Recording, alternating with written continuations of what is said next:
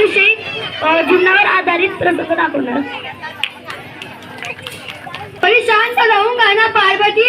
एक बेटी का बाप जो ठहरा, अब समय आ गया है उसके हाथ पीले करने का.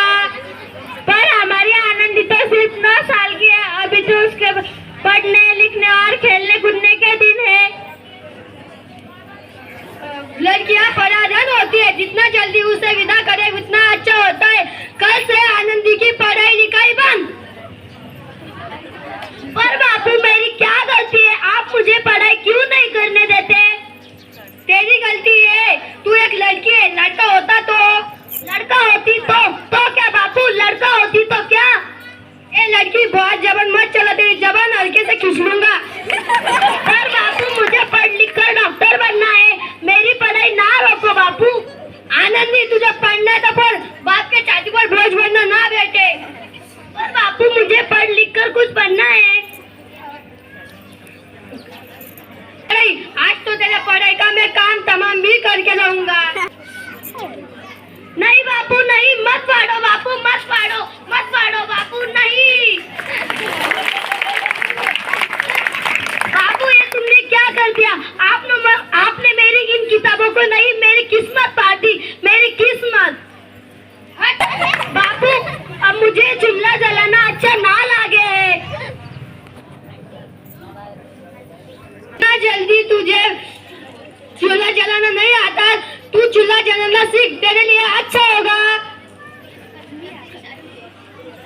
अपना जीवन है यह तुम्हारी कहानी. आंचल में दूध और आंखों में पानी. मुझे माफ कर दो बेटा, तुम्हारे बापू के सामने मेरी एक न.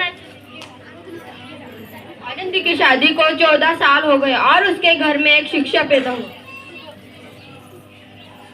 जी इसे क्या हो गया? ये आंखें भी नहीं खोल रहा.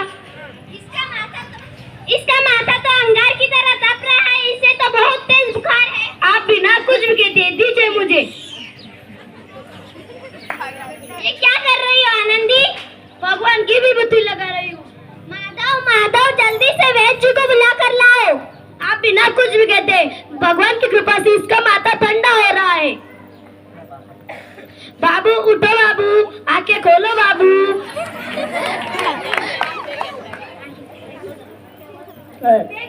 देखिए ना जी, ये आंखें भी नहीं खोल रहा.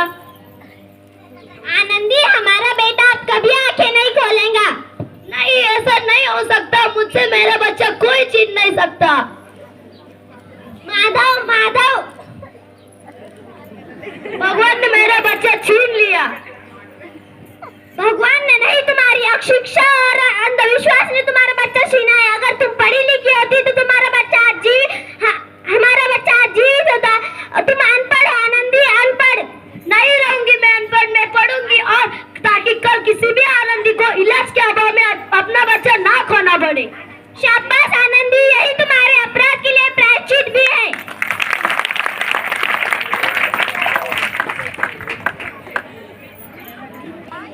आनंदी तुम्हारी 12वीं का पूरे कॉलेज में से प्रथम स्थान अर्जित किया है और तुम्हें शिक्षा वृत्ति भी मिली है. मुझे शिक्षा वृत्ति मिली है और मैं अमेरिका जा रही हूँ. पर मैं ये सब अकेले कैसे करूँगी? आनंदी ये लो तुम्हारे अमेरिका जाने की टिकट. और अगर तुम अपने आप को इतना कमजोर समझ रही हो तो तुम अभी भी गवार नहीं हूँ मैं गवार. इस 7 अप्रैल 83 को अमेरिका जा रही है. अब मैं नहीं बचूंगा. अब मेरा जाने का समय आ गया है. मैं अब नहीं बचूंगा.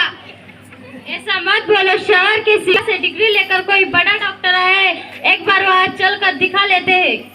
हाँ सही बोला भैया, कम से कम दिल को तसल्ली तो मिल जाएगी. हाँ चलो हॉस्पिटल चलते हैं.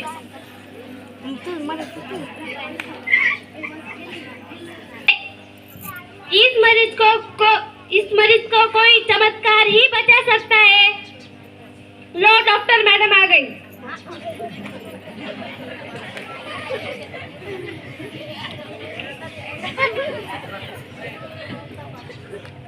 डॉक्टर साहब ने मेरी जान बचाई. मैं डॉक्टर साहब को मिलना चाहता हूँ. डॉक्टर साहब मत कहो, डॉक्टर मैडम को.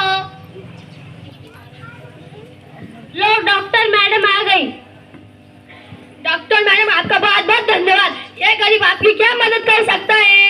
आप मेरी कुछ मदद मत करो, बस मुझे वचन चाहिए, वचन। कैसा वचन चाहिए तुमको कि कभी नहीं कहोगे कि लड़कियां कुछ नहीं कर सकती? अरे श्यामलाल, तुमने पहचाना नहीं? तुम्हारी बेटी आनंदी। मेरी बेटी आनंदी डॉक्टर है? हाँ बापू, वही आनंदी जिसके हाथ पीले करके तूने उसकी सारी जिंदगी का काला करना चाहा। मुझे माफ कर दे मेरी बच्ची, मुझे माफ कर दे। बापू मैं तुझे माफ करूंगी, पर तुझे मेरा एहसान याद है क्या? बचपन में तूने मुझे ताने सुना कर जीते जी मार डाला था। मुझे माफ कर दे मेरी बच्ची, मुझे माफ कर दे, मैंने बहुत गलती की है। लड़का और लड़की में फर्क कर, लड़का और लड़कियों में फर्क करना, हमारी दोनों आंखों में फर्क करना है। एक का पढ़ना और दूसरे का ना पढ़ना सामाजिक अंधकार है बापू, सामाजिक अंधकार। मैं तेरे माफी का लायक नहीं है बेटी, मुझे माफ कर दे मेरी बच्ची, मुझे माफ कर दे। आनंदी, तुम तुम्हारे बापू को माफ नहीं करोगी? सुबह सुबह का बोलना, यदि शाम को भूल जाना, इसे बोलना नहीं कहते। बापू मेरी बच्ची